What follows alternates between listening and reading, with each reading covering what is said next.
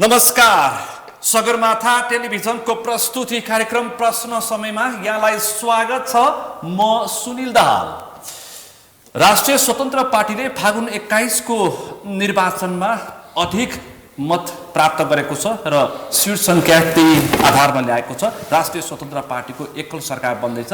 बालन Shah so पार्टीका वरिष्ठ नेता बालन शाह प्रधानमन्त्री बन्दैछन् र त्यस पछाडि मुलुकको अवस्था के होला यतिखेर आम मानिसको ठ्याक्कै एक खालको विचार विश्लेषण र टिप्पणी छ।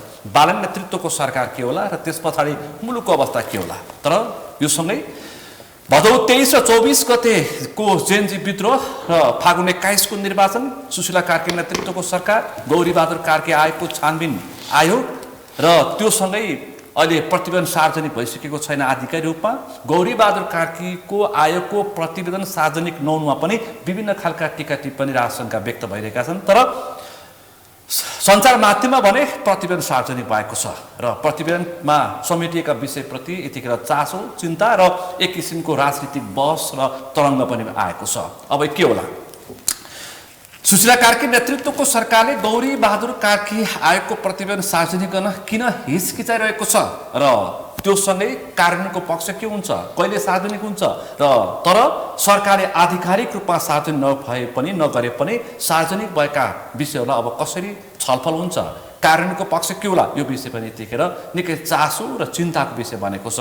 र सञ्चार माध्यममा सार्वजनिक भएका विषयहरू जुन छन्, कार्की आयोगको प्रतिवेदनलाई हवाला दिएर सार्वजनिक भएका जुन विषय र बयानहरू छन् त्यसले भने तरङ्ग ल्याएको छ। आज हामी यिनै समसामयिक विषयवस्तुमा केन्द्रित रहेर छलफल गर्दैछौँ। आजको यो छलफलमा मसँग सहभागी हुनुहुन्छ राष्ट्रिय स्वतन्त्र पार्टीका सांसद अधिवक्ता मधु कुमार चौलागाई। यहाँलाई स्वागत छ। धन्यवाद। त्यसैगरी आजको यो छलफलमा मसँग सहभागी हुन्छ नेपाली कांग्रेसका केन्द्रीय सदस्य रेशम बानिया। यहाँलाई पनि स्वागत छ। नमस्कार। त्यसैगरी आजको यो छलफलमा मसँग सहभागी हुनुहुन्छ अधिवक्ता राधिका खतिवडा। यहाँलाई पनि स्वागत छ। यहाँ तीनैजनालाई म स्वागत गर्छु। चौलागाईज्यू, अब राष्ट्रिय स्वतन्त्र पार्टीको नेतृत्वमा एकल सरकार, अब कुनै पनि पार्टीको सरकारको लागि गठबन्धन आवश्यकता परेन राष्ट्रिय स्वतन्त्र पार्टीलाई, होइन? आवश्यक परेन। जनताले नै गठबन्धन गरेर, अनि यसभन्दा अघि पार्टीले गठबन्धन गर्थे, यसपालिको निर्वाचनमा जनताले गठबन्धन गरेर राष्ट्रिय स्वतन्त्र पार्टीलाई एकल बहुमत भनौँ, किन हामीलाई 2/3 पुग्न केही सिट बाँकी रह्यो, 2 सिट एकल बहुमत दिएर पठाएको छ। त्यसकारणले गर्दाखेरि एकल बहुमतको आधारमा सरकार गठन हुन्छ। यसभन्दा अगाडि चाहिँ चुनावै गठबन्धन हुन्थ्यो, न विचार न आदर्श न सिद्धान्त केही मिल्थ्यो, मिल्दैन थियो, तर चुनावी गठबन्धन हुन्थ्यो। त्यसपछि सरकारमा न कुनै एजेन्डा, कुनै खालको देश बनाउने एजेन्डा केही नभए पनि सरकारको गठबन्धन हुन्थ्यो। तर यसपटक त केही पनि भएन, न चुनाव न सरकार। कस्तो लागिरहेछ? होइन, जनताले सामाजिक रूपमा गठबन्धन गरे भनेर लागेको छ हामीलाई। सामाजिक रूपमा गठबन्धन गरे, सामाजिक रूपमा गठबन्धन गरे, किनभने हामीलाई मत दिने जनता राष्ट्रिय स्वतन्त्र पार्टीका मात्रै थिएनन्। अनि हामीलाई मत दिने जनता समग्र रूपमा अन्य पार्टीहरूसँग संलग्न मान्छेहरू पनि थिए। हामीले पाएको जानकारी अनुसार त यतिसम्म भयो। पार्टी छोडेनन् तर चुनाव चिन्ह, पार्टी छोड्नु भएन, तर उहाँले मत परिवर्तन गर्नु, मत परिवर्तन धान्न सकिन्छ, धान्न सक्छौँ भन्ने हिम्मतका साथ आएका छौँ। जनतासँग प्रण गरेर आएका छौँ, वाचा गरेर आएका छौँ। अनि हामी धान्छौँ। बेग हो, धान्न सक्दैन रवि बालनको समूहले, होइन। यसलाई अहिले अनुमानको भरमा नभनौँ, हामी धान्छौँ, किनभने हामी धान्ने तागत लिएर आएका छौँ। सकिन्छ, सक्छौँ हामी। आजको दिनसम्म सम्भावित प्रधानमन्त्रीको कुनै कतै छलफल, को मन्त्री कसरी बन्दैछन्, को पात्र बन्दैछन्, कुनै पनि अत्तो पत्तो केही छैन। होइन, त्यो रहस्यमय छ विषय। होइन, शीर्ष नेताहरूको बिचमा छलफल भएको छ र हामीले शीर्ष नेताहरूलाई नै मन्त्री छान्ने, मन्त्री परिषद छान्ने। यो कुनै कम्पनी होइन, यो कुनै कम्पनी होइन, यो कसैको दायित्व पनि होइन। आम नागरिकको चासो र चिन्ता हो। जनताले त्यसरी मत दिएका छन्। तर सूचनामा अथवा बालन शाहको रहस्यमय जुन खालको गोप्यता देखेको छ त्यसमा मान्छेले आशंका व्यक्त गरिरहेछन्। यो के हो? होइन, व्यक्तिले आशंका गर्ने कुरा आफ्नो ठाउँमा छ। नागरिकले गरिरहेछ। कतिपय कुराहरू के पनि हुन्छ भने तपाईँको अहिले हानथापको राजनीति हुन्छ। अनि अहिले मन्त्री यो बन्ने र ऊ बन्ने भनेर दौडधुप सुरु हुन्छ। त्यस कारणले गर्दाखेरि हामीले हाम्रो शीर्ष नेतृत्वलाई के म्यान्डेट दिएको छ भने उहाँहरूको बिचमा जे सहमति हुन्छ त्यसलाई पार्टी पङ्क्तिले मान्ने र त्यो सहमतिका आधारमा गठन हुने सरकारलाई हामीले सहयोग गर्न जाने भन्ने खालको सहमति। सायद जुरिसक्यो, मन्त्रीको सूची प्राप्त भएको छैन। होइन, सायद जुर्यो, मन्त्रीको सूची आउँछ नि। मन्त्रीको सूची त सबभन्दा पहिला हामीले के बुझ्नु पर्यो भने यसभन्दा अगाडिका राजनीतिक पार्टीहरूले के गरेका थिए भन्दा मन्त्री गठन गर्ने कुरामा, प्रधानमन्त्री गठन गर्ने कुरामा संसदको रूपमा शपथै नखाइकन यहाँ चाहिँ संसद दलको नेता छान्ने चलन थियो। हामीले यसपालि त्यसलाई परिवर्तन गऱ्यौँ र हामीले के भन्यौँ भने होइन, सबभन्दा पहिला बालेन शाह र मधु चौलागाई राष्ट्रिय स्वतन्त्र पार्टीको तर्फबाट निर्वाचित एउटा प्रतिनिधि हो। त्यो निर्वाचित प्रतिनिधिले पहिला संसदको रूपमा शपथ खानुपर्छ, त्यस पछाडि मात्रै संसद दलको नेता को हुने भन्ने कुरा आउँछ। संसद दलको नेता को हुने भन्ने कुरामा त हामीले अलरेडी भनिसकेका छौँ, हाम्रो संसद दलको नेता बालेन शाह नै हो। तर प्रधानमन्त्री बन्न उद्घोष गरेर मैदानमा पुग्नु भएको थियो। कम्तीमा पनि पहिला संसदको रूपमा शपथ खानु पर्यो, अनि त्यस पछाडि मात्रै उहाँ चाहिँ मन्त्रीको रूपमा वा प्रधानमन्त्रीको रूपमा सबै मान्छेहरू त्यहाँ उहाँहरू योग्य हुनुहुन्छ। योग्य भए पछाडि मात्रै प्रधानमन्त्री बन्ने नयाँ प्र्याक्टिस हो। नयाँ प्र्याक्टिस होइन, संविधान सम्मत प्र्याक्टिस। म तपाईँ आउँछु एकैछिन। बानियाजु, अब भने नेपाली कङ्ग्रेस प्रतिपक्षमा, हजुर प्रतिपक्षमा यस्तो प्रतिपक्ष कि पत्तै नहुने प्रतिपक्ष, शीर्षकै छैन। होइन, त्यस्तो पनि भनि नहालौँ, किनभने नेपाली काङ्ग्रेसको 2048 सालदेखि अहिलेसम्मको चाहिँ निर्वाचनहरूमा हेर्दै आउँदाखेरि अनि नेपाली काङ्ग्रेस चाहिँ कि त पहिलो पार्टी कि त दोस्रो पार्टीको चाहिँ भएर चाहिँ आइरहेको छ निर्वाचनमा। अहिले पनि दोस्रै पार्टी हो, यसपटक पनि आफूलाई चाहिँ दोस्रो पार्टीमा आएको छ। अब यो चाहिँ हाम्रो के भने यो क्रमागत रूपमा फेरि अर्कोचोटि हामी फेरि पहिलो पार्टी हुनेमै प्रयासमा हामी जान्छौँ। गर्वको कुरा पछि छलफल गरौँ। तपाईँ पनि राजनीति गर्ने मान्छे, राजनीतिबाट पछि हट्ने मान्छे होइन, निरन्तर राजनीतिमा हुनुहुन्छ। त्यो पछि कुरा, 4-5 वर्ष पछाडि कुरा। अब चाहिँ कङ्ग्रेसको भूमिका के हुन्छ प्रतिपक्षमा? केन्द्रीय समिति बैठक बसिरहेछ होइन, आज मात्रै हाम्रो चाहिँ सभापति गगन कुमार थापाज्यूको चाहिँ अध्यक्षतामा हिजोदेखि आज 2 दिने बैठक चाहिँ भर्खरै सम्पन्न गरेर म आउँदैछु र नेपाली काङ्ग्रेसले आज चाहिँ समसामयिक निर्णयमा सबैभन्दा प्रमुख एउटा महत्त्व राखेर यो चाहिँ वर्तमान राष्ट्रिय स्वतन्त्र पार्टीले जुन बहुमत प्राप्त गरेको छ यसको लागि चाहिँ राष्ट्रिय स्वतन्त्र पार्टीलाई चाहिँ बधाई र उहाँहरूलाई चाहिँ पूर्ण सफलताको शुभकामना दिने चाहिँ हामीले निर्णय गरेका छौँ। र सँगसँगै हामी एउटा लोकतान्त्रिक पार्टी भएको हुनाले यो सरकारलाई पूर्ण रूपमा अब यो विपक्षी प्रतिपक्षमा रहे पनि यसका सकारात्मक कार्यहरूलाई चाहिँ पूर्ण रूपमा चाहिँ साथ र सहयोग दिएर देशलाई समृद्धि गराउने काममा प्रतिपक्षमा रहेर पनि एउटा रचनात्मक सहयोग गरेर जाने भनेर चाहिँ हामीले चाहिँ आज निर्णय पनि गरेका छौँ। र मलाई लाग्छ हामी विगत परिणाम यस्तो छ कि कुइनोले पाठ ठेल्नु पनि खालको छ मत परिणाम, त्यो नभए त सुखै छैन नि। होइन, अब यो चाहिँ राजनीतिक चाहिँ उचारमा यसपटक अपार एउटा चाहिँ जनमत चाहिँ राष्ट्रिय स्वतन्त्र पार्टीलाई प्राप्त भएको छ। यो के कसरी प्राप्त भयो भन्ने कुरो लगभग सबैले चाहिँ अब एक खालले आकलन गरिरहेको अवस्था छ। तर अब यो प्राप्तिलाई हाम्रो चाहिँ शुभेच्छा के हो भने जुन लामो समयसम्म एउटा थिर सरकार चाहिँ देशले चाहिँ प्राप्त नगरिरहेको अवस्थामा यो जुन संविधानले चाहिँ एउटा बहुमतको सरकार पनि बन्दैन भन्ने जुन हामीले चाहिँ आम रूपमा भनिरहेका थियौँ, 72 को संविधानले यो व्यवस्थाले तर यसपटक सरकार दिँदैन, झन्डै मत आउँदैन, 2/3 रूपमा चाहिँ नजिक पुगेको छ। र मलाई लाग्छ यसले यो सरकारले आम जनताले चाहिँ आशा र भरोसा गरेर जसरी मत दिएको छ त्यही अनुसार देशलाई चाहिँ सुशासन, भ्रष्टाचार मुक्त र एउटा चाहिँ देशलाई समृद्धि गर्ने काममा चाहिँ यो सरकार चाहिँ सफल रहोस् भन्ने। गगनको नेतृत्व आइसकेपछि गगन पार्टी सभापति भइसके पछाडि घन्टी र सूर्यभन्दा माथि भनेको झन्डै माटो मुनि पुगे। यो पनि हाम्रो विश्लेषण अहिले बदल्छौँ देश भनेको निर्वाचनमा आज मात्रै हामीले चाहिँ एउटा समीक्षा गर्दाखेरि पनि हामीले चाहिँ के भनिरहेछौँ भने यसपटकको यो विशेष महाधिवेशनबाट यदि गगन कुमार थापाको नेतृत्वमा जुन चाहिँ एउटा परिवर्तित कार्य समिति आएर गगनको नेतृत्वमा यदि हामी अगाडि नबढ्दियौँ भने यो परिणाम भन्दा पनि अझ धेरै एउटा चाहिँ हामी तल झर्नुपर्ने स्थिति चाहिँ एउटा स्पष्ट रूपमा देखिएको छ। कम्तीमा पनि शेरबहादुर देउवाका दम्पतिले काङ्ग्रेस सकिसकेका छन्। अब त्यो चाहिँ एक हिसाबले नकारात्मक एउटा चाहिँ जनतामा त्यो म्यासेज चाहिँ गएको चाहिँ सकिसकेका छन् बीपीको काङ्ग्रेस। अब सकिसकेको भन्नुभन्दा पनि नकारात्मक सन्देश चाहिँ जनतामा गएको चाहिँ यो जनमतबाट चाहिँ देखियो। त्यो कुरोलाई त हामीले चाहिँ स्वीकार गर्नु। यो जनमत बालेन र रविको आकर्षण हो कि ओली देउवा प्रचण्डको विकर्षण हो? पहिलो चाहिँ या अनुहार इरिटेसन हो? मेरो चाहिने धारणामा चाहिँ पहिलो कुरो यो 3वटा जुन शीर्ष नेतृत्वहरूले चाहिँ 2064 देखि आजसम्मको परिणाममा जुन खालको चाहिँ एउटा चाहिँ रोटेपिङ खेलेर सत्ता प्राप्तिमा फेरि पार्टी मात्र होइन आफू नै सत्तामा पुग्ने जुन खालको क्रियाकलाप 3 जनाको चाहिँ जुन राजनीतिक जुन चाहिँ घृणित एउटा चाहिने क्रियाकलापहरू भयो यसको नै एउटा पहिलो चाहिँ जनताको चाहिने प्रहार चाहिने त्यही नै हो यसको। र दोस्रो भनेको केही कुरा चाहिँ आशा चाहिने अब नयाँ नेतृत्व एउटा चाहिने बालेनले चाहिने जुन खालको चाहिने एउटा जनताले एउटा चाहिने आशा चाहिने गरेको पनि स्थितिमा यो मत चाहिँ आएको हो भन्ने कुरा चाहिँ हाम्रो धारणा छ। तर गगनको नेतृत्वले पनि केही पनि लागेन होइन, गगनको नेतृत्वले लागेन त्यो परिणामले चाहिँ त्यो देखियो। तर चाहिँ हामी यो अपेक्षामा छौँ कि गगन नेतृत्व अब नेपाली काङ्ग्रेसमा आइसकेपछि अब हामी चाहिँ पार्टीलाई एउटा पूर्ण ताजगी बनाएर एउटा चाहिँ फेरि एउटा चाहिँ नयाँ 15औं महाधिवेशनबाट चाहिँ पार्टीलाई चाहिँ एउटा पूर्ण रूपमा रूपान्तरण गरेर हामी चाहिँ अगाडि चाहिँ 5 वर्ष चाहिँ प्रतिपक्षमा बसेर संगठन मजबुत बनाउँछौँ भन्ने कुरा। नियमित महाधिवेशन गगन थापा पुनः सभापति अबको चाहिने त्यसको त अब लगभग विकल्प नै नरहला भन्छौँ अब, किन 15औं महाधिवेशनमा अब गगन थापा अब हजुर काङ्ग्रेस बन्छ। अब उहाँको नेतृत्वमा त्यो बन्ने कुरोमा कुनै दुई मतै छैन।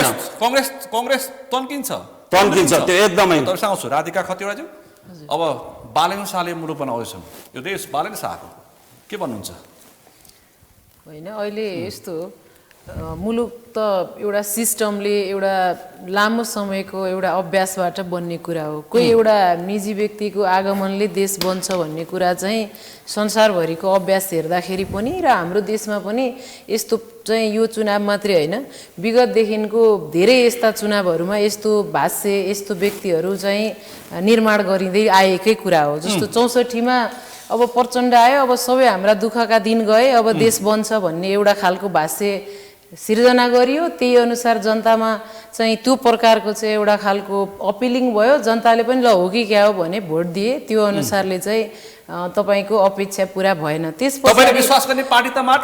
पछाडि तपाईँको केपी ओलीलाई पनि के भयो भने ल अब चाहिँ एकदमै यो देश बन्छ भन्ने एक प्रकारको भयो। उहाँलाई पनि 2/3 जनताले दिएकै हो उहाँहरू मिलेर जाँदाको चुनावमा।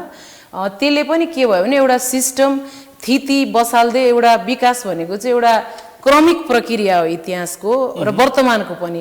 त्यसले गर्दा अहिले पनि यो जनमत के हो? अहिले पनि म भन्छु र अहिले पनि कुनै एउटा पात्रको आगमनले चाहिँ एकदमै देश राम राज्य हुन्छ स्वर्ग हुन्छ भन्ने जुन खालको एउटा भाष्य या एउटा न्यारेटिभ सिर्जना गरिँदैछ, हामी फेरि पनि जनता यही भ्रममै छौँ भन्ने कुरालाई पुष्पकमल दाहाल प्रचण्ड शेरबहादुर देउवालाई अझै पत्याइदिनु पर्थ्यो हैन? होइन, यसमा यसो हेर्नुहोस्, तपाईँलाई के हो भने अझै पाल्नु पर्थ्यो। होइन, त्यो भ्रम पाल्नुहोस् भनेको होइन, जहिले पनि जनता या समाज भनेको तपाईँको अग्रगमनको पक्षमा अगाडि लाने कुरामै हुन्छ, हुनु पनि पर्छ। किनभने सोसाइटीको विकासमा चाहिँ तपाईँको जहिले पनि आशावादितामै हरेक मान्छे तपाईँ हाम्रो जीवन जसरी अब रात परेपछि भोलि उज्यालो हुन्छ, म यो गर्छु यो पछि यो गर्छु भन्ने एउटा आशावादितामा हामीले आफूलाई निर्वाह गरे हुन्छौँ।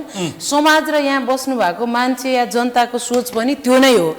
त्यसले गर्दाखेरि उसले के गरिरहेको हुन्छ भने तपाईले विश्वास गर्ने पार्टी म भन्दैछु केपीओलीको पार्टी पनि त्यस्तो पनि होइन। तपाईँले के हुन्छ भने हरेक राजनीतिक पार्टीहरूको चाहिँ एउटा इतिहासदेखिको उनीहरूको आफ्नो एउटा परम्पराबाट पार्टीहरू निर्माण भएको छ। सबैको यो व्यवस्था ल्याउन यो ठाउँसम्म ल्याउनका लागि योगदान छ।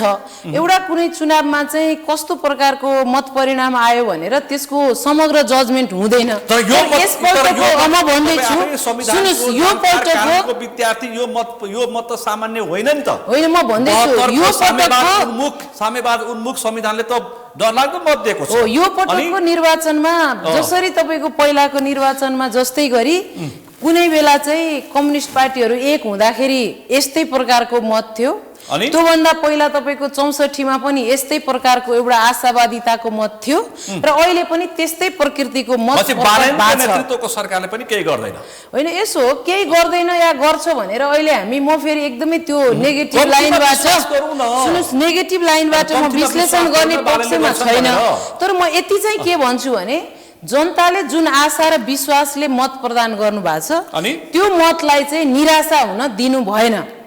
हेर्नुस्, यदि आम नेपालीको अपेक्षा हो, त्यो अपेक्षा हो, निराशाको मत अपेक्षामा खसेको छ, अपेक्षामा धोका भयो भने त्यसपछि के हुन्छ? हो, त्यसले गर्दा तपाईँको कसैको अब सुन्नुहोस्, अहिलेको मतलाई चाहिँ मान्छेको आफ्नो विश्लेषण छ। अब मलाई के लाग्छ भने केही पुराना पार्टीप्रतिको जुन प्रकारले चाहिँ त्यो पार्टीप्रतिको एउटा भाष्य निर्माण गरिएको थियो त्यो प्रकारकोमा एउटा जनतामा आएको वितृष्णाको मत केही प्रतिशत हो, केही प्रतिशत तपाईँको केही प्रतिशत के हो भने अब चाहिँ केही होला यसलाई दिउँ चेन्ज गराउन भन्ने आशाको मत हो। कतिपय मान्छेहरूको अघि तपाईँले भन्नुभएको जस्तो पार्टी चाहिँ हामी एमालेमै छौँ, काङ्ग्रेसमै छौँ, माओवादीमै छौँ, तर यो पटक भोट दिन्छौँ हो यो भनेको हो। यी भनाइहरूबाट हामी के विश्लेषण गर्न सकिन्छ भने एक पटक चान्स दिएको हो। अब यो चान्सलाई वास्तवमा देश बनाउने कुरामा एउटा राम्रो लयमा थिति बसाल्ने कुरामा प्रयोग होस्, हाम्रो अपेक्षा यही नै हो। मुलुक बनोस्। सुन्नुहोस् न, एउटा के छ भने हाम्रो के हो भने एउटा समृद्ध नेपाल सुखी नेपाली भन्ने जुन एउटा चाहिँ स्लोगन लामो समयदेखि हाम्रो एक्सपेक्टेसन छ त्यो कुरा पुरा होस्, यति कुरा हो, यति अपेक्षा राखौँ। अब मान्यज्यू, अब गौरी बहादुर कार्की आयोगको प्रतिवेदन सार्वजनिक भएको छैन, तपाईँ अधिवक्ता पनि हो। अब यसरी सार्वजनिक भयो सञ्चार माध्यममा, सबै आइसक्यो। अब केपी ओली, पुष्पकमल दाहाल प्रचण्ड र शेरबहादुरलाई पाता कसेर जेल हाल्नुपर्ने छ।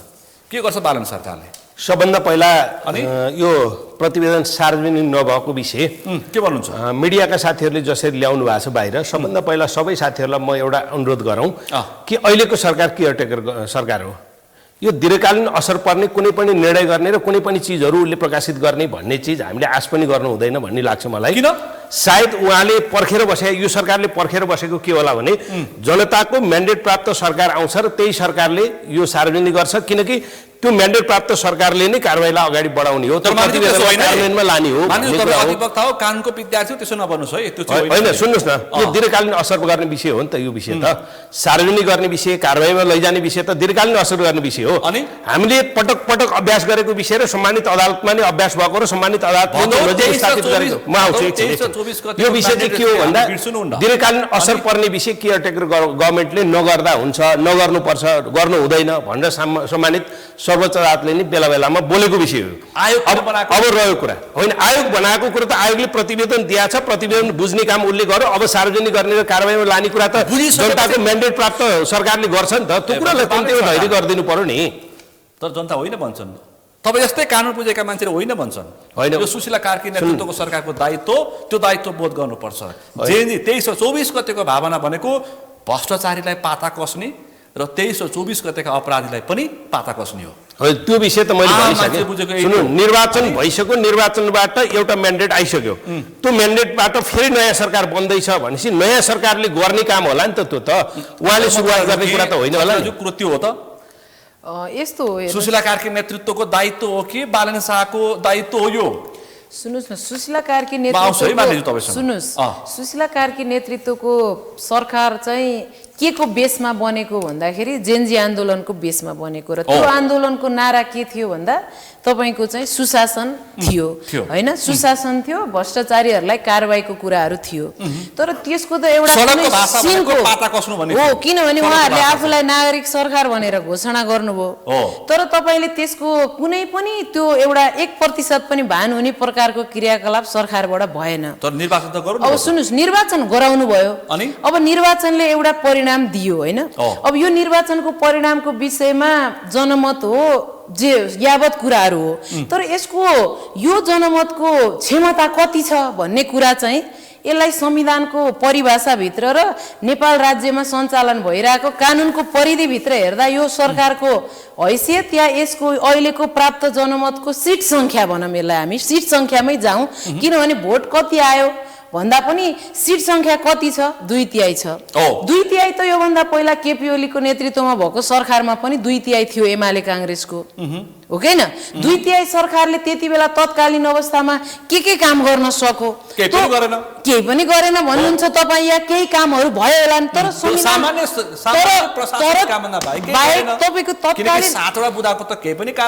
तत्कालीन अवस्थामा संविधान संशोधन लगायतको एजेन्डाहरू थियो, त्यो केही पनि गर्न सकेन। किन सकेन भन्दा हाम्रो 2 सदनात्मक व्यवस्थाभित्र कानुनी रूपमा चाहिँ यो कार्यान्वयन हुन सक्दैन। अहिले पनि सरकार थियो, इच्छा शक्ति थिएन। होइन, इच्छा छ, बाहना हो, यसो तर पनि इच्छा हो, शक्ति होइन। टेक्निकली शेरबहादुर देउवा र केपी ओलीको त्यो यसो इच्छा हुन्छ शक्ति कि होइन। तपाईँको के तपाईँको हुन्छ बुझेको भने मात्रै प्रश्न संसदको भन्नुपर्छ नागरिकलाई। एउटा फेरि पनि के हुन्छ भने अहिलेको संविधान बमोजिम निर्वाचन भएको हो, अहिलेको संविधानलाई मिचेर सरकार बनियो यावत यसको छलफलको विषय जारी थियो। यसलाई कसैले सिधै अब मसँग समय म यसलाई म एकदमै सिधै भन्छु, गौरी बहादुर कार्कीको आएको प्रतिवेदन सार्वजनिक हुनुपर्छ कि पर्दैन? यसो हेर्नुहोस्, गौरीबहादुर कार्कीको प्रतिवेदन सार्वजनिक दायित्व अहिलेकै सरकारको थियो, किनभने यो आयोग कसले दायित्व हो भन्नुस् न, सुन्नुहोस् न, थियो होइन। हो अब त यो सरकार त प्रधानमन्त्री गइ नै लगभग सक्नुभयो नि त अहिले। गल्ती गरे हो। उहाँले पहिला सार्वजनिक गरेर हो। त्यस पछाडि चुनावमा उहाँ जानु पर्थ्यो। हेर्नुहोस्, अब तपाईँको अहिले सार्वजनिक भएको प्रतिवेदन जुन प्रारम्भिक रूपमा आएको छ, यसलाई म सार्वजनिक भएको त म भन्दिनँ, किनभने सार्वजनिक हुनलाई सरकारले औपचारिक रूपमा यसलाई सार्वजनिक गर्नुपर्छ। यो भनेको जुन मिडियामा आएको छ त्यो आएको प्रतिवेदनको विस्तृत मैले यसको डिटेलली त हेरेको छैन, तर आज जति आयो सरसर्ती हेर्दाखेरि यसलाई कसरी विश्लेषण गर्न सकिन्छ भने त्यो प्रतिवेदनमा 23 र 24 को घटना दुईटैमा चाहिँ के भएको छ भने 23 गते 15 जना व्यक्तिको ज्यान गएको छ भने 74 जनामा 24 गते झन बढी मानिसहरू मरेका छन्। प्रहरी लगायत सरकारी कर्मचारीहरूको पनि मृत्यु भएको छ 24 गते। तर उनले के गरेको छ अहिले प्रारम्भिक हेर्दा भने 23 गतेको घटनामा दोषी भएकोले फौजदारी कानुन समेत आकर्षित हुने भनेर केही व्यक्तिका नाउँमा, अब त्यो फेरि मिडियामा आएको कुरा मात्रै हो, सरकारको सार्वजनिकी भएको छैन है, म भनिरहेको छु। 907 पृष्ठको प्रतिवेदन छ। तर अब त्यसमा के छ भने 24 को घटनाको विषयमा यो प्रतिवेदन अमूर्त छ, तर फ्याक्ट के छ फेरि पनि तपाईँ गरिब जनताका छोराछोरी त अहिले पनि मुद्दा लागिरहेछ। हेर्नुहोस्, अहिले पनि हामीले नै कतिपय मुद्दा हेरिरहेछौँ। तपाईँ अहिले पनि के छ भने आन्दोलनमा सहभागी भएका, आन्दोलनमा चाहिँ गएर प्रहरी कार्यालय तोडफोड गरे, बाटामा भएका चाहिँ विभिन्न खालका चाहिँ सरसामग्रीहरू तोडे, हात हतियार लुट्यो भनेर अहिले पनि तपाईँको गरिब जनताका छोराछोरी त मलाई लाग्छ 200 प्लस करिब 300 को हाराहारीमा अहिले पनि मान्छेहरू थुनामा छन्।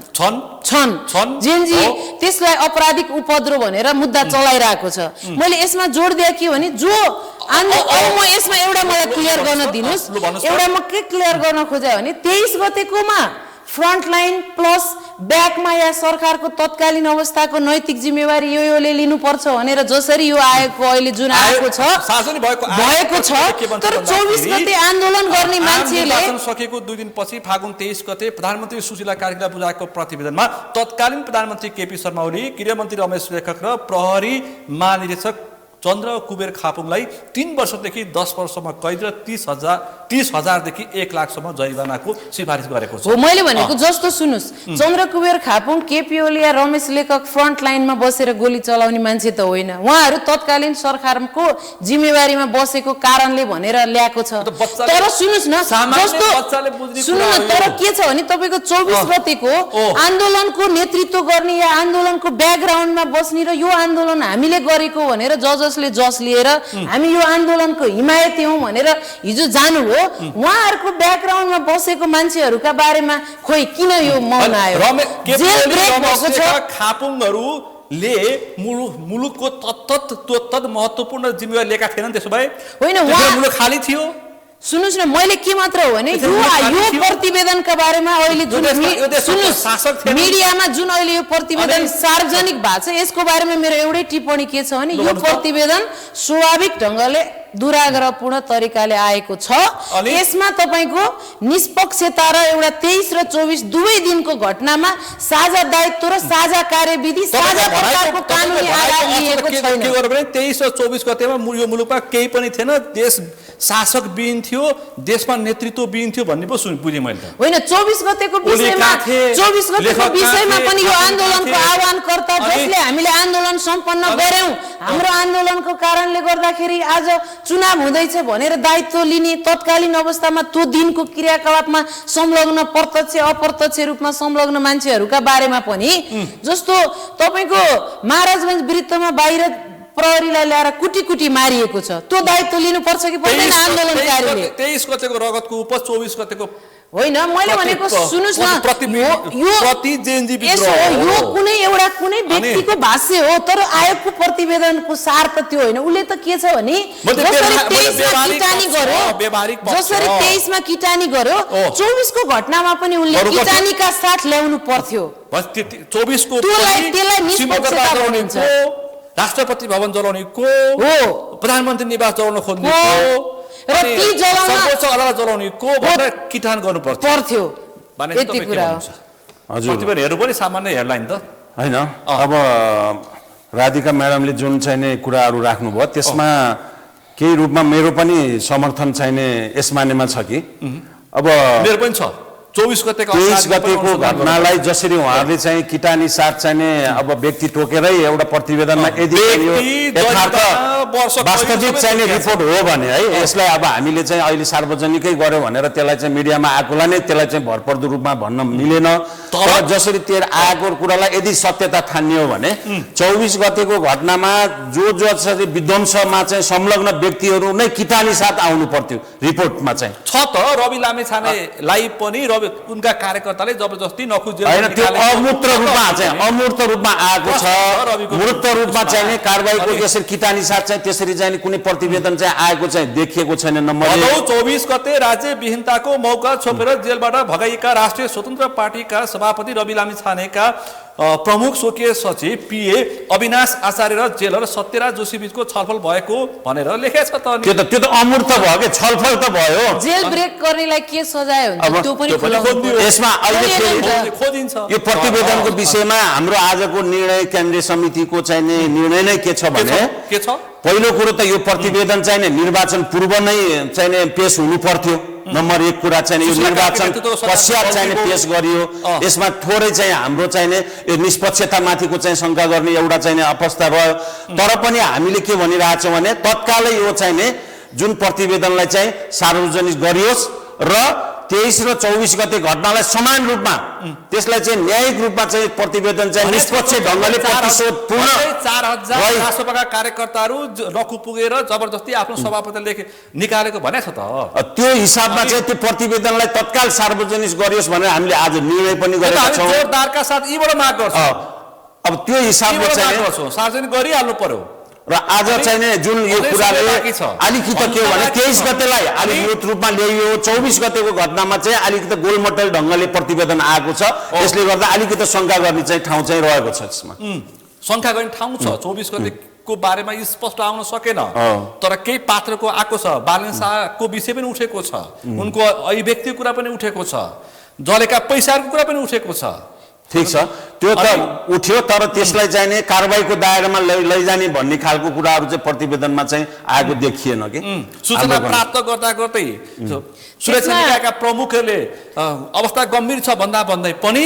केपी ओली रमेश लेखकहरूले अटेर गरेको पनि लेख्या छ ठीक छ त्यो पनि लेख्या छ त्यसमा जसरी 23 गते फौजदारी कानुनको यो दफा आकर्षित हुन्छ भनेछ 24 मा पनि यो पात्रलाई फौजदारी कानुनको यो दफा आकर्षित हुन्छ र यो अनुसार चाहिँ जान्छ भन्ने कुरा स्पष्ट लेख्नु पर्थ्यो हैन 24 गते ध्वंस गर्नेहरूलाई लगेर थुनिराछ हैन त्यो त मैले भनेको गरिब म भनिराछु त गरिब जनताका छोराछोरीलाई त मुद्दा चलाइएको छ त्यसको भ्याक्सिनमा बसिएका मान्छेहरूलाई मुद्दा चलाइयो कार्यकर्ता भन्नु पर्यो ठ्याक्कै माओवादीका कार्यकर्ता भन्नु पर्यो ठ्याक्कै विप्लव कार्यकर्ता भन्नु पर्यो ठ्याक्कै कांग्रेसको गगन थापाका कार्यकर्ता भन्नु पर्यो ठ्याक्कै केपी आन्दोलन कले सुरु गर्यो कि सुन्नुस् न आन्दोलन यो आन्दोलन कले सुरु गर्यो यो आन्दोलन कसले गरिएको थियो त्यो कुराको त आउनु पर्यो नि युवा पुस्ताले गरे उमेर समूहले गरे भ्रष्टाचारका विरुद्ध गरे सामाजिक सञ्जाल खोल्नको लागि दबाब दिनको लागि गरे थाहा छ त त्यतिको लागि भएको थियो भने सिंहदरबार किन जलाइयो अदालत किन जलाइयो मान्छे मारेर मिसिल छानी किन जलाइयो जेलहरुबाट कैदी किन भगाइयो त्यो त थुप्रा कुरा गोली हान्नु पनि त अपराध हो नि त 23 गते गोली हान्नेलाई पनि कारबाहीको दायरामा ल्याउनु पर्यो र सँगसँगै यो चाहिँ राज्य द्रोहकै रूपमा चाहिँ विद्रोहको रूपमा जुन चाहिँ आगजनी र आतंक गर्यो नि आशंका गरेछ जस्तो सिधै बालन शाहले नेतृत्व गरेको थियो ठीक छ सरकारी षड्यन्त्रमा सुन्नु न सरकारी भवनहरुमा आग लागि गर्नु त चाहिँ त्यो चाहिँ एउटा सरकार प्रतिको चाहिँ आक्रमण भयो तर निजी सम्पत्तिमाथि निजी चाहिँ तपाईँ होटल व्यवसाय उद्योगी व्यापारीहरुको घर घरानामा चाहिँ तपाईको टेलिभिजन कार्यालय लाखौं अरबौं सम्पत्तिको क्षति गर्ने मान्छेलाई यदि कारबाही नगर्ने हो भने भने भोलिको दिनमा आउने यो त चाहिँ यो चाहिँ अहिलेलाई मात्र हामीले छुट भोलि आउने यस्ता आन्दोलनबाट हुने विध्वंसमा के गर्ने मैले माने हजुर माने तर राधिका खतिवड़ाले भनिसक्नुभयो गरिबका छोराछोरीलाई पक्राउ गरिरहेछ अपराध त अपराधी हो नि गरिब होस् या धनी होस् 24 गतेका अपराधीहरू पनि पक्राउ परेका छन् समाचार हामी सबैले हेरेका छौँ तर मुख्यलाई किटानी भएन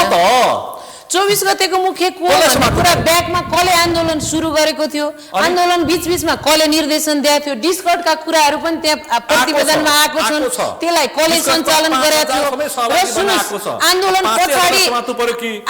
पछाडि त्यसको प्रत्यक्ष फाइदा कसले लियो सबैलाई थाहा छ नि त्यो कुरा भयो नेतृत्व ठ्याक्कै 62-63 मा पनि हामीले देखाएन कसले गरेको 46 सालमा पनि मलाई थाहा छ अलिअलि कसले गरेको अब मलाई चाहिँ यो तपाईले सुन्नु न तपाईले चलाउनु भएको बस मलाई चाहिँ के लाग्यो भने अहिलेसम्म नेपालमा धेरै राजनीतिक परिवर्तनहरू भए नेपालमा मात्रै हैन संसारमै पनि भए सबै ठाउँमा तपाई यस्ता आयोगहरू सबै आन्दोलन पछाडी बने सबै बने तर अहिलेसम्म एउटा पनि कुनै कार्यान्वयन भएका छैनन् हेर्नुस् अब अहिलेसम्म कार्यान्वयन भएको छैन के हुनुहुन्छ नि सब पनि कानुन मन्त्रीको चर्चाको पात्र हुनुहुन्छ सबभन्दा पहिला एउटा कुरा भनिहालेँ सबभन्दा पहिला यहाँ विद्वान सहभागीबाट के कुरा आयो भने 24 गते यही भनेको छ हेर्नुहोस् है सबभन्दा पहिला कुरा हामीले कम्तीमा पनि म अहिले राष्ट्रिय स्वतन्त्र पार्टीको सदस्य होइन म अहिले राष्ट्रिय स्वतन्त्र पार्टीको सांसद पनि होइन म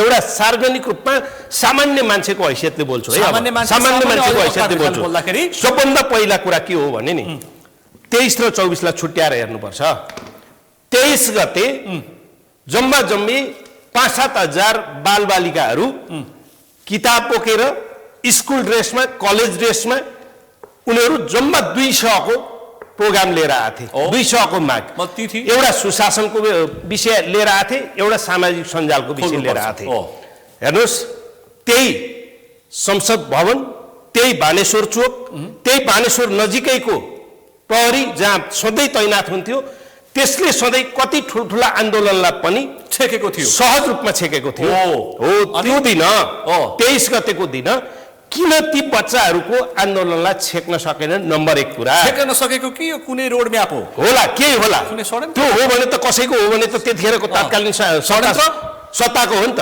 तत्कालीन सत्ताको एकछिन 23 गते जब ल भन्नुस् 23 गते जब अबोध बच्चामाथि हेर्नुस् गोली लाग्ने काम भयो मलाई सोध्नुहुन्छ सामान्य मान्छेको हैसियतले मैले बोल्दै गर्दा दुईटा घटनाले नेपाली समाजलाई बढी आक्रोशित बनाएको भन्ने मलाई लाग्छ त्यो दुईटा घटना के हो भने नि बानेश्वर चोकमा 11 वर्षको बच्चा जसको टाउकोमा गोली हानेको छ जसको टाउकोबाट रगत बगेको छ जसको टाउकोबाट गिदी बगेको छ समान उमेरको बच्चा गिदी हातमा थापेर रोइरहेको छ एउटा घटना बानेश्वर चोक दोस्रो घटना आफ्नो समान उमेरको एउटा साथी कलेजको साथी गोली लागेर ढल्या छ एम्बुलेन्स आउँदै गरेको एम्बुलेन्स रोक्न जान्छ किन त्यो साथीलाई हस्पिटलसम्म पुर्याउन पाउँछु कि भन्ने आशले त्यही मान्छेलाई के गरिन्छ एम्बुलेन्स भित्रबाट गोली हानिन्छ भनेपछि यो 23 गतेको यो दुईटा घटनाले नेपाली समाजलाई बढी आक्रोशित बनायो अब सुन्नुस् है विषय अर्को पनि म भन्छु सम्भावित अब केही दिन पछाडि प्रधानमन्त्री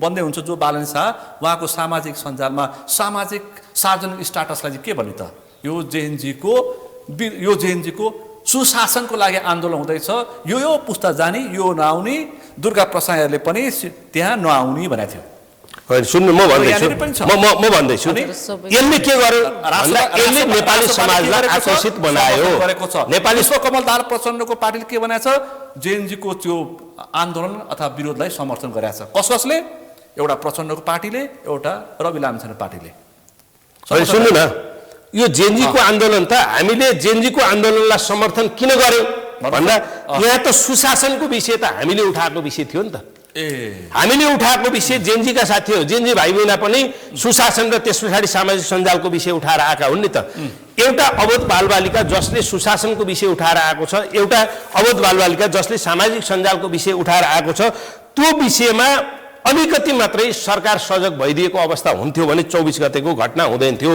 नम्बर 1 कुरा नम्बर 2 कुरा घटना भयो 23 गते नयाँ बानेश्वर संसद भवन अगाडि किन पुगे मान्छे म भन्दैछु सुन्नु न म भन्दैछु सुन्नु 1000 भन्दा बढी पुगेको म एउटा कुरा भन्दैछु 23 गते जब त्यो घटना भयो 23 गते संसद भवन अगाडि त्यो घटना हुँदै गर्दाखेरि हामीले चुनेर पठाएका संसद प्रतिनिधि कुन चाहिँ त्यो बच्चामाथि गोली नदाग भनेर आयो जिम्मेवारी बोध गर्नु पर्दैन थियो। सरकार त निर्मम भयो सबै भागे। जनप्रतिनिधि त आउन सक्थ्यो नि त, नगर है गोली नहान भन्न सक्थ्यो नि। सामान्य पानीको फोहरा मात्रै प्रयोग गरे भए पनि त त्यो भिड नियन्त्रण गर्न सकिन्थ्यो नि त।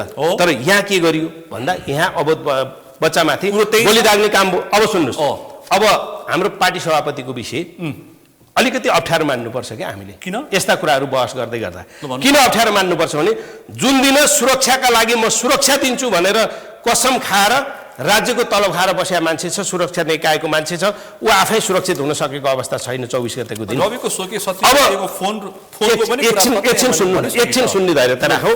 दोस्रो कुरा, तपाईको यो देशको प्रधानमन्त्री जसले देशको कार्यकारी प्रधानमन्त्रीको रूपमा काम गरिरहेको छ, प्रधानमन्त्री हेलिकप्टरमा झुन्निएर भाग्नुपर्ने स्थिति सृजना भएको छ। त्यसकारण त म भन्दैछु भाग्नुपर्ने स्थिति सृजना भएको छ। अनि त्यस्तो परिस्थितिमा नखु खोलाको साइडबाट आगलागी भइसकेको अवस्थामा लौ न जिम्मा लिदिनु पर्यो भने पछाडि जिम्मा लिनको लागि गयो हो नि त। रवि लामिछानेकै हो त, रवि लामिछानेलाई जिम्मा लिदिनु पर्यो, तपाईहरुले आएर लगिदिनु पर्यो भनेर उसका घर परिवारलाई, उसको स्वकीय सचिवलाई पटक फोन गरे पछाडि गएको हो नि त। तत्कालीन अब एउटा तत्कालीन मुख्य सचिव एकनारायण अर्याल होइन भनेर बयान दिएछ। होइन, उनले होइन भनेर बयान दिएनन्, त्यो आफ्नो ठाउँमा छ। त्यो त भोलि बिहान तपाईँको ती टेलिफोन वार्ताहरूका विषयमा हामीले कल डिटेल्सहरू ल्यायौँ भने देखिन्छ नि। ती विषयहरूमा त कल डिटेल्सका विषयमै नि आएको होला नि त। त्यहाँ उहाँले बयान के दिनु भन्ने कुरा त्यहाँतिर जानुभन्दा नि सबभन्दा पहिलो कुरा त उहाँलाई जेल ब्रेक गरेको भनेर जुन भाष्य सिर्जना गरिँदैछ यो गलत हो। के भन्दाखेरि यतातिर जलिरहेछ, सर्वोच्च जलिरहेछ, म एउटा कुरा भन्दैछु, सुन्नु आज सुन्नु न, निवासमा आन्दोलनकारी छिरेको सुन्नु न, म त्यहाँ आउँछु रविको विषय टुङ्ग्याउँदिनुहोस् न, म त्यहाँ आउँछु रविको विषय टुङ्ग्याउँदिनुहोस् न। रवि लामिछाने जो सरकारको नियन्त्रणमा छ, सरकारको नियन्त्रणमा भएको मान्छे, यो देशको प्रधानमन्त्री हेलिकप्टरमा झुन्ड्याएर कुदाउँदै गर्दा रवि लामिछानेलाई चाहिँ किन भिडमा फालियो? त्यसको जवाफ कसले दिन्छ? जेलभित्र किन जवाफ दियो? उसलाई भिडमा फालियो, सुरक्षा लानु पर्थ्यो नि त उसलाई। धन्न कार्यकर्ताहरूले सुरक्षा दिए, लिएर आए, रवि लामिछाने जीवित रह्यो नि त, जसको कारणले उहाँहरूलाई टाउको दुख्या होला नि आज विपक्षीहरूलाई। अब रह्यो कुरा यो रवि लामिछाने जेलमा आगजनीका कुरा र सुन्नु न, आगजनीका कुरा र त्यस पछाडि तपाईँको चाहिँ कारवाहीका कुरा। आगजनीका कुरा अघिल्लो दिन त्यो घटना नभएको थियो भने परिस्थिति सिर्जना कसले गर्यो? सबभन्दा पहिलो कुरा त त्यो हो नि त। त्यो त मैले मानिसकेँ। सरकारले परिस्थिति सिर्जना गर्यो जसको कारणले गर्दाखेरि नेपाली जनता आक्रोशित भएर आएर आग लगाएको विषयमा सभापति त्यो दिन 24 गते नखु जेलबाट नभागिदिएको भएदेखि होइन, भागे कहाँ हो भने भागे मान्छे भिडमा आउँछ, होइन भागे मान्छे भिडमा आउँछ, भागे मान्छेलाई अब सुन्नुहोस्, भागे मान्छेलाई अब हल्ला र घरतिर सुन्नु न, भागे मान्छे भिडमा आउँछ नम्बर 1 कुरा। नम्बर 2 कुरा, तपाईँको जेल प्रशासनले कारागार व्यवस्थापन विभागले सूचना के निकालेको छ हेर्नु भएको छ तपाईँहरूले? कारागारबाट सुरक्षाका लागि पठाइएका व्यक्तिहरू कारागार फिर्ता हुनुहोस्, अन्यथा यति दिनभित्र कारागार फिर्ता हुनु भएन भने एकचोटि हेर्नु होला विज्ञप्ति, पत्र निकालेको छ उसले, विज्ञप्ति हेर्नु होला। त्यो विज्ञप्तिमा के भन्यो भने यति दिनभित्र कारागारमा हाजिर हुन आउनु होला। दीपक मनाङ्गे चाहिँ सुरक्षित हुने जेलभित्र म भन्छु सुन्नु न, ए बाबा दीपक मनाङ्गेको कुरा नगर्नु, उहाँ जेल बाहिर असुरक्षित भएर नआउनु भएको हो, जेल बाहिर उहाँ आफू असुरक्षित भएर नआउनु भएको हो। दीपक मनाङ्गेको कुरा छोड्नु न, उहाँको आफ्नो कुरा, म व्यक्तिगत कुरामा अहिले जान्दिनँ, उहाँका पृष्ठभूमिका विषयमा जान्न, उहाँको पृष्ठभूमिको कारणले उहाँ बाहिर असुरक्षित भएको कारणले नआएको भनेर मान्नुहोस् न त्यो कुरालाई। हो रवि लामिछाने त कम्तीमा जनताको बिचमा त सुरक्षित रहेछ नि, किन फालेको उसलाई? किन उसलाई हेलिकप्टरमा झुन्ड्याएर किन नलगेको? लान सक्थ्यो नि त उसलाई चाहिँ भिडमा किन फाले? अनि भिडमा फाले पछाडि अनि त्यस पछाडि जेल ब्रेक गर्यो भनेर भन्ने बानेजु यो रहेछ नि त।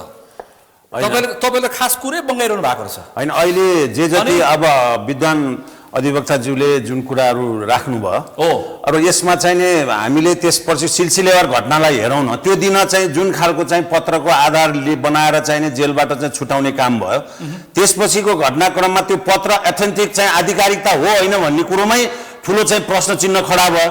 र पछि अरू परिधि भागे रवि लामिछाने त फर्कियो नि त।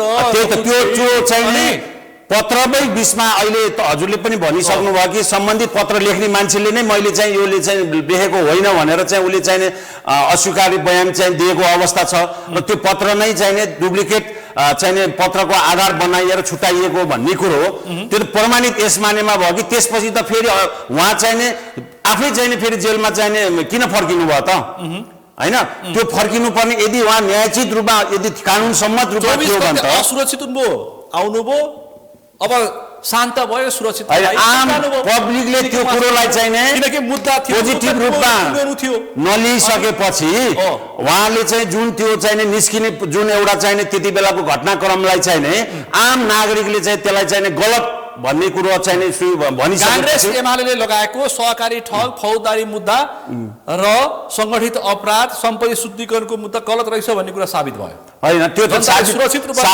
सुरक्षित ढंगले फेरि लगे फेरि अहिले सरकारले फिर्ता लियो साबित त अझै पनि त्यो चाहिँ उहाँ चाहिँ हैन त मान्यज्यू कृत्य हैन त मुद्दा चलिरहेको अवस्थामा छ त्यसलाई चाहिँ अहिले त्यसै नलिएको होइन यो फिर्ता लिएको भन्ने भाष्य यो पनि गलत हो है रवि लामिछानेको मुद्दा स्थगन पनि होइन फिर्ता पनि होइन के हो त स्थगन पनि होइन फिर्ता पनि होइन फिर्ताको विषय कहाँ हुन्छ भने मुलुकी फौजदारी कार्यविधि संहिताको दफा 116 ले मुद्दा फिर्ताको विषय छ अनि तर त्यो मुद्दा फिर्ता लिनका लागि छुट्टै कार्यविधि छ अहिले आएको दफा 36 बमोजिमको व्यवस्था बमोजिम आएको हो त्यो भनेको संशोधनमा आएको संशोधन छुट्टै कुरा हो फिर्ता छुट्टै कुरा हो हजुर राधिका संशोधन त हामी सँगसँगै प्र्याक्टिस गर्ने राधिकाजी यही हुनुहुन्छ संशोधनका विषय त हाम्रो अदालतमा डे टु डे हुन्छ अनि कुरो यो रहेछ नि त तपाईहरु अब व्याख्या गर्दै हिँड्नु भएछ सुन्नुस् यसमा के हो भने रवि लामिछाने पनि एउटा नेपालको नागरिक हो उहाँ राष्ट्रसभाको सभापति र ठुलो नेता भएको कारणले उहाँको सन्दर्भमा चाहिँ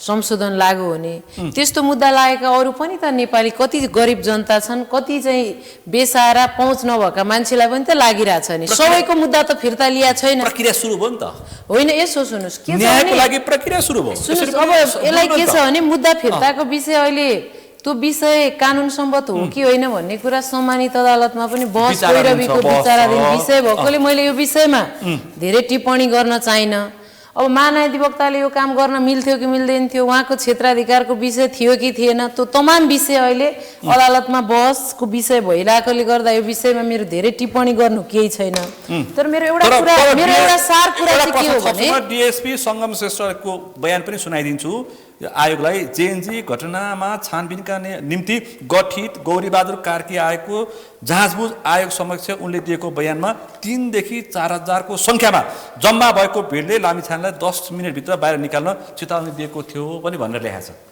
हो यसो यसमा म के हो भने तपाईलाई म भन्दै छु कि एउटा हामी फौजदारी कानुनको दैनिक अभ्यास गर्ने अदालतमा गएर अभ्यास गर्ने विद्यार्थी भएको हिसाबले यसमा म के छ भने कुनै पनि राज्य शक्तिले आफूमा पहुँच भएका कारणले कोही पनि नागरिक प्रति अधिक अभियोजन गर्ने कुरा ठीक होइन अब पहुँच हो कि न्यायको न्याय भन्दै छु के म भन्दै छु तपाई पहिला कुरा त सक्न दिनुस् न अधिक अभियोजन कसैलाई पनि गर्ने कुरा ठीक होइन अब उहाँको विषयमा लगायत अरु आम नागरिकका विषयमा पनि अभियोजन चाहिँ के हो भने तथ्यमुखी र अभियोजन चाहिँ जहिले पनि वस्तुपरक हुनुपर्छ भन्ने सैद्धान्तिक कुरा हो अब त्यो सैद्धान्तिक कुरा अब सत्तामा हुँदाखेरि लागू भएको छ कि छैन त्यो एउटा विचारणीय प्रश्न छ अब अहिले तपाईले जुन प्रसंग निकाल्नु भएको छ डीएस साहबले चाहिँ त्यहाँको चाहिँ जेल ब्रेकको बारेमा उहाँले जुन बयान दिनु भएको छ अब यो सबै दुनियालाई के थाहा भएको कुरा हो भने अब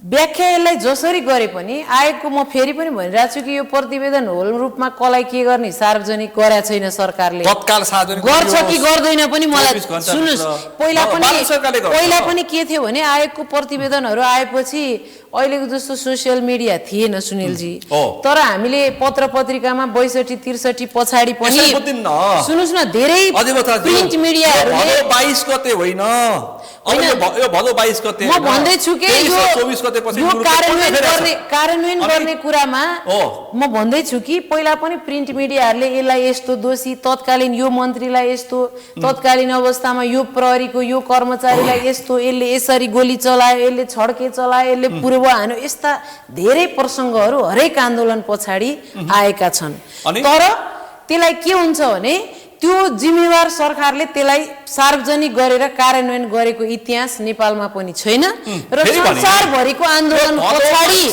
म भन्छु संसारभरिको आन्दोलन पछाडि कुनै पनि छैन। 21 पछाडिको मुलुकमा हामी छलफल गरिरहेका म छौँ। अहिले पनि तपाईँ जसरी आज मिडियामा आएको प्रतिवेदनको विषयलाई लिएर छलफल गरिरहेको यसले छौँ। यसो भनौ यसको कुरा के होला, यसले यसो भनौ यसको कुरा के होला भन्नुभयो। होइन। पहिला कुरा त यो के हो भने ओ। यसलाई सरकारले के गरेछ भने अहिले सुशीला कार्की सरकारले प्रतिवेदन बुझ्यो। अब यसले नयाँ सरकारलाई हस्तान्तरण अब यो गर्छ या यो गर्दैन यो विषय छ। अब नयाँ सरकारले सुन्नुस्, अब म भन्दैछु, अब नयाँ सरकारले यो सरकारले बुझेको प्रतिवेदनको आधारमा हजुर। यो प्रतिवेदन कार्यान्वयन गर्नका लागि तपाईँ के भन्नुहुन्छ? तत्त निकायलाई जिम्मेवारी तत्त निकायलाई चाहिँ अधिकार प्रत्यायोजन गर्न सक्छ कि गर्छ कि गर्दैन।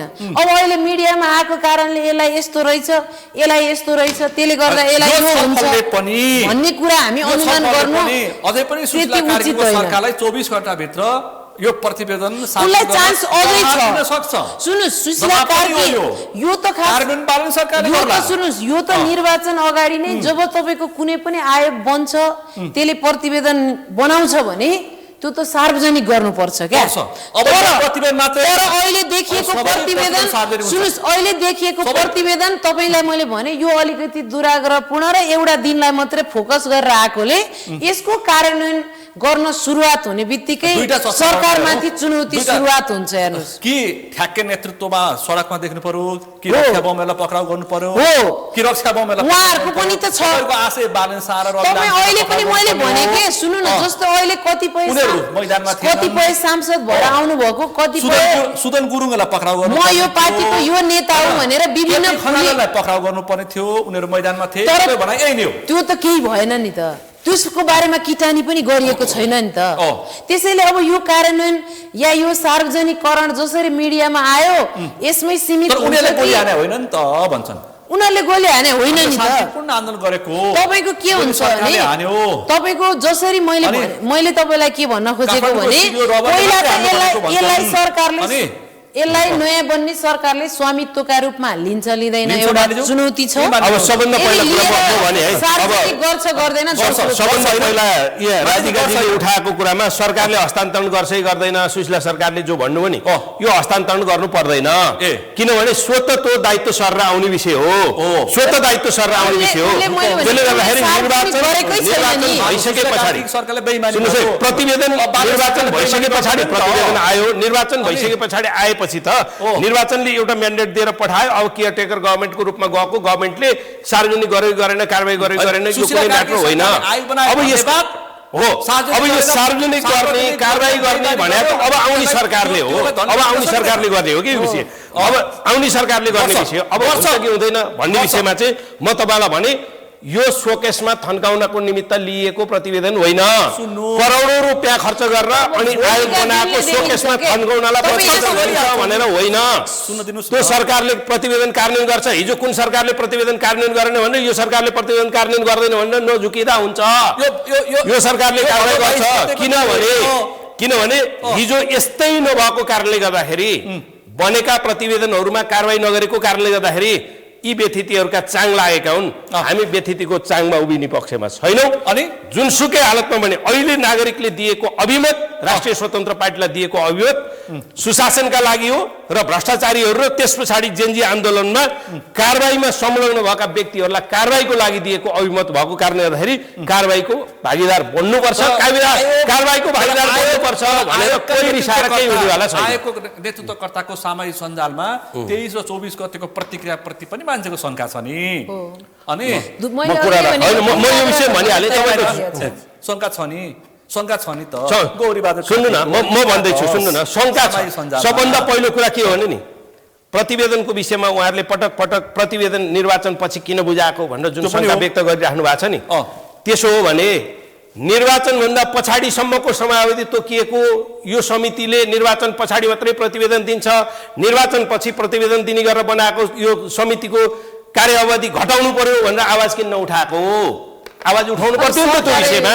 यसमा किन नउठाएको त्यो आवाज? यहाँ गगनको खास मान्छे हुनुहुन्छ कि मैले यस विषयमा के भन्छु भने जस्तो चाहिँ विगतका आयोगहरू विगतका चाहिँ जति पनि आन्दोलनमा को पश्चात चाहिँ बनेका आयोगहरूमा ती चाहिँ कार्यान्वयन गर्ने पक्षमा तत्कालीन समयका सरकारहरूले गरेनन्। नम्बर 1 अब गर्छ भनी सक्छ। तर अहिलेको चाहिँ परिस्थिति के भयो भने जेनजी आन्दोलन पश्चात तत्कालै चाहिँ जुन निर्वाचन अहिले हामी फागुन 21 को निर्वाचन भयो र त्यो तत्कालीन 23 गतेको दिनमा जो सत्तामा रहेका दलहरूलाई तपाईको जनताले कारबाही गरेर देखाए। अहिलेको फागुन 21 को त्यो देखा कि देखाएन? देखाए। एकदमै प्रष्ट रूपमा त्यसको चाहिँ नि जो त्यति बेलाको नेतृत्व गर्ने नेकपा एमाले र नेपाली कांग्रेसलाई त्यही 23 गतेको घटनाको कारणले हो भने जनताले चाहिँ अभिमतबाट कारबाही गरे। तर 24 गतेको घटनाको कारबाही कसले गर्ने? 24 गतेको घटनाको कारबाही गर्ने कुरो त अब यो वर्तमान सरकारको हातमा आएको अवस्था छ नि। 24 गते यत्रो चाहिने देशैभरि यहाँ काठमाडौँको कुरा मात्र हैन, तपाईको मेरो म्याग्दी जिल्लामा पनि तपाईको चाहिने त्यहाँ पनि चाहिने आगजनी र तोडफोड भएको घटना छ। पोखराको त तपाईको सारा सरकारी सम्पत्ति नै नष्ट भएको हो। भनेपछि 24 गतेको घटनालाई यदि हामीले पन्छाउने भने यो आयोगले दिएको प्रतिवेदन चाहिँ न्यायोचित चाहिँ रहँदैन। मैले 23 गतेको हामीले त आज यतिसम्म भनेका छौं कि हाम्रो पार्टी सभापतिको घरबाट जुन चाहिँ रकम चाहिने आगजनी भएको रकम चाहिँ देखाइयो र तत्कालीन हाम्रो सभापतिज्यूले चाहिँ यो एआईबाट गरिएको भनेर उहाँले बयान दिनुभएको छ, भन्नुभएको छ र यसको वास्तविकता छानबिन हुनुपर्छ भनेर नेपाली कांग्रेसले चाहिँ भनिरहेको। यसरी चाहिँ बदनाम गराएर आज निर्वाचनमा त्यही कारणले नेपाली कांग्रेसको चाहिँ एउटा पराजित हुने एउटा चाहिँ प्रमुख कारण चाहिँ त्यो पनि बनेको अवस्था छ। भनेपछि यदि एआईबाट हो अथवा वास्तविक रकम हो भन्ने कुरो आयोगले पनि चाहिँ गर्नुपर्छ। त्यो पनि छानबिन हो। हामीले चाहिँ त्यो भनिरहेका छौं। त्यो पनि छानबिन हो। उहाँको यो विषयमा म भनिहाले तर रवि लामिछाने त अनुमोदन गर्थ्यो। सुन्नुस् है त, यो एआई को विषयमा अलिकति जोडे है त। के हो भने भ्रष्टाचारमा संलग्न व्यक्तिहरू, ठगी मुद्दामा लागेका मानिसहरू या कुनै पनि फौजदारी दायित्व वहन गर्ने प्रकृतिका मानिसहरूलाई कारबाही भने अब त्यो त भोलि अदालतले ठहर गर्ने जनताले होइन भने अब यसो हुन्छ कि जनताको बहुमत दिएर होइन तपाईको यो कानुनी कारबाहीको कुरा त तपाईँ अदालतमा डिपेन्ड हुने हो नि त। अदालतले के गर्छ भन्ने कुरा हो क्या। अदालतले के गर्छ यो त विचाराधीन विषय होइन। अदालतको विषय अहिले राधिकाजीले जे उठाउनु भयो नि, अदालत हामीले नजिकबाट हेरेका छौँ। अदालत हामी पनि त्यही नाचेको आँगन हो। त्यही अदालतको आँगनमा हामी पनि मजाले नाचेका छौँ। संरचना गर्ने तपाईको लीला बल्लभ जस्ता मान्छेहरूको हकमा त्यही अदालतले के निर्णय गर्यो हामीले हेरेका छैन। त्यो विषयमा उहाँहरू किन बोल्नु भएन? त्यस पछाडि तपाईको अन्य सहकारीमा संलग्न भएका सहकारीका सञ्चालकै भएका र सहकारीको सञ्चालकै भएर रकम हिनामिना गर्ने मान्छेहरूलाई त्यो अदालतले के गर्यो हामीले देखेका छैनौँ र? अनि देखेका छौँ नि हामीले। अदालतका विषय पनि हो। त्यसैले हामीले सधैँ के भन्यो भने कांग्रेसले भन्यो संविधानले संविधानले दिएको समान संरक्षणको अधिकारबाट रवि लामिछानेलाई मात्रै बाहेक किन गर्यो? हाम्रो प्रश्न त्यहाँ थियो। अब एआई का कुरा म भने ल भन्नुस्। ल एआईले पैसा जलाएको भनेछ, कांग्रेसले पनि मानिदिएछ। गगन थापाले मानेनन्। सुन्नु न, अनुसन्धान होइन त्यो त धेरै पछाडिको कुरा हो। धेरै पछाडिको कुरा उहाँका कुरा पनि हामीले देखेका छौँ। हामीले त उहाँलाई अझ च्यालेन्ज के गरेका छौँ भने रविको मुद्दामा उहाँले जुन संसदमा प्रमाण छ भन्नुभएको थियो नि, हामीले त निर्वाचनको बेला के भन्यौँ नि, बाबा तिमीले कहीँ नदेखाए पनि पर्चा बनाएर छापेर बाँड्दैौ न त्यो प्रमाण। राष्ट्रिय स्वतन्त्र पार्टीलाई घाटा हुन्छ नि, त्यसले गर्दा बाँड्दैौ न भन्दा उहाँले त्यो पनि गर्न सक्नु। पत्रपत्रिकामा आएको थियो त अनि के आयो? पत्रपत्रिका चेकहरू आएको थियो त? होइन, पत्रपत्रिकामा आएको चेक त गोर्खा मिडिया प्रणालीको होला नि। अनि के ऋण तिर्नलाई अपराध हो? ऋण तिर्नु सहकारी ठगी हो? ऋण तिर्नु सहकारी ठगी हो भने त्यो त होइन। अब यहाँ विषय त के थियो भन्दा विषय त उहाँले भनेकै कुरा म शब्द सापट लिएर भने उहाँले सदनमा भनेकै कुरा के थियो भने लिखित रूपमा आफै उपस्थित भएर ऋण माग गरेको आफैले भरेको फारम देखाइदेऊ, प्रमाण देखाइदेऊ, कतिवटा प्रमाण देखाइदेऊ। आहा यो प्रमाणलाई झुट्टा साबित गरिदिने भए कति राम्रो हुन्थ्यो नेपाली कांग्रेसलाई। त्यही भने होइन, शब्द यही होइन। बानियाजी यहीँ हुनुहुन्छ, उहाँले भन्नु होला, छातीमा हात राखेर भन्नुभयो। हामीले के भन्यौँ निर्वाचनको बेला भने ए बाबा त्यो प्रमाण तिमीसँग भएको प्रमाण किन लुकाएर राख्छौ? त्यो प्रमाणलाई ठिक छ अदालतमा पनि अदालतले मागेन, पेश गरेनौ। अदालतले नमागेका चिज पेश गर्न पाइएन। तिमी त्यो अदालतप्रति दायित्व भएन तिम्रो। तर तर कम्तीमा पर्चा छापेर जनताका हातमा त पुर्याइदेऊ न भनेर हामीले त्यो पनि आह्वान गर्यौँ नि। खोइ त अब रह्यो कुरा सुन्नुहोस्। अब सम्पत्ति शुद्धिकरणको मुद्दा 2011 मा निकितालाई उसको बुवाले दिएको सम्पत्ति 2019 मा बिहा गरेको रवि लामिछानेको हकमा सम्पत्ति शुद्धिकरणमा ल्याएर आकर्षित गराउन पाइन्छ? यो प्रतिशोधपूर्ण हो कि होइन? बानेजु होइन, अब मधुजीले जे कुरा राख्नुभयो भने प्रमाणको विषयमा आज यदि नेपालको उहाँहरू त कानुन व्यवसाय नै भन्नुभयो, कानुन व्यवसाय कतिको चाहिँ विश्वास गर्नुहुन्छ भन्ने कुरो उहाँको अभिव्यक्तिबाट केही कुराहरू चाहिँ बुझ्न सकियो। तर कुरो के भने हामीले त अहिलेसम्म न्यायालयलाई हामीले एउटा निष्पक्ष र स्वतन्त्र न्यायालय भनेर अहिले पनि मानिरहेको अवस्था छ नि। र न्यायालयको 11वटा चाहिँ नि जिल्ला अदालतहरूले, पुनरावेदन अदालतहरूले उहाँलाई चाहिँ नि त्यही उहाँको चाहिँ नि गतिविधिलाई चाहिँ न्यायोचित रूपमा चाहिँ अवैधानिक रूपमा भयो, कानुन विपरीत भयो, उहाँले चाहिँ नि सहकारीमा चाहिँ नि धेरै कुराहरू हिनामिना गर्नुभयो भनेर उहाँलाई चाहिँ नि त्यो अनुसारको थुनामा राखेर कारवाही गर्ने कुराहरू यदि प्रमाण नभएको भए होइन त्यसरी भन्यो भने हामीले त्यो न्यायालयलाई अब राजनीतिकरणकै रूपमा भन्यो भने त अब त्यो न्यायालयको अस्तित्व के रह्यो? एउटा कुरो के भने यदि प्रमाण नभएको भए न्यायालयले लगेर चाहिँ बिना प्रमाण चाहिँ लगेर चाहिँ तपाईँ थुनामा राख्छ? त्यो कुरो त चाहिँ नि एउटा नै उहाँहरू जतिको एउटा अभिवक्ताले न्यायालयलाई नै त्यो प्रश्न उठाउन चाहिँ नि न्यायसँग बरु हामी जसले मिल्छ, तर उहाँहरू त कानुन व्यवसायले नै न्यायालयलाई चाहिँ त्यो चाहिँ दण्डबाट चाहिँ भन्नु चाहिँ गलत हो। आएका विशेष गगन थापाको प्रमाण खोइ त रवि लामिछाने प्रतिलक्षी होइन, यसलाई यसरी गरौँ जस्तो मसँग सत्ता र शक्ति छ, त्यस कारणले गर्दाखेरि मेरो विपक्षीलाई म मुद्दा लाउँछु या यसलाई यो अभियोजन गर्छु भन्ने त्यो दुराग्रहबाट कानुन कहिले पनि प्रभावित हुनु हुँदैन। र अर्को, मसँग भिड छ, मसँग जनमत छ, त्यस कारण मलाई अपराध गर्ने छुट छ भन्ने मानसिकताबाट पनि कहिले पनि कानुनको अभ्यास र प्रयोग गर्न खोज्नु हुँदैन। मेरो सार कुरा के हो भने भन्नुभयो त मान्यज्यूले होइन, मान्यज्यूले भन्नु जोसुकैले भन्नुहोस्, कानुनको एउटा सार्वभौम सिद्धान्त के हो भने मसँग 1 लाख मान्छे मेरो पक्षमा छन्, त्यसकारण यो निरीहलाई मैले मार्न पाउनु पर्छ, यो कानुनको मकसद होइन। कानुन सबैलाई समान हुन्छ। अब अहिले पनि नयाँ बन्ने सरकारलाई आग्रह गर्छु, सुन्नुहोस्, म चुनौती होइन, म आग्रह गर्छु, देशमा वास्तवमा को भ्रष्टाचारी हुन् कारवाही गरेर देखाउनुहोस्। म भन्दैछु त, पत्रकारले पनि भनेछ, सुन्नुहोस्, देखाउनुहोस्, छानबिन गर्नुहोस्, सुशासन दिनुहोस् होइन। तर तपाईँ फेरि पनि के हो भने यस्तो प्रकारले यो चाहिँ यो भनेर आग्रह प्रेरित प्रकारका प्रतिवेदनहरू बनाएर एउटा मान्छे प्रति इन्डिकेट गरेर फेरि पनि फौजदारी मुद्दा चाहिँ यसरी मान्छेलाई लगाएर तलाउँछु भन्ने मानसिकताबाट होइन कि यो सत्य तथ्य कुराहरूको बेसमा रहेर मैले भने नि मसँग भिड 1 लाख छ अनि मसँग सुन्नुस् मसँग सत्ताको उन्माद छ, त्यसकारण म यसलाई प्रमाण बिना मुद्दा होइन। हामी आग्रह पूर्वाग्रहको आधारमा प्रतिशोध साध्दैनौँ होइन, हामी आग्रह पूर्वाग्रहको आधारमा उहाँहरूको जस्तो गरेर सत्तारोहणकै लागि कसैलाई प्रतिशोध साध्दैनौँ। हामी मान्छौँ के भने हामीलाई प्रतिवेदनले दिएको प्रतिवेदनलाई हामी हेर्छौँ हामी प्रतिवेदनले दिएका जे कुराहरू प्रतिवेदनले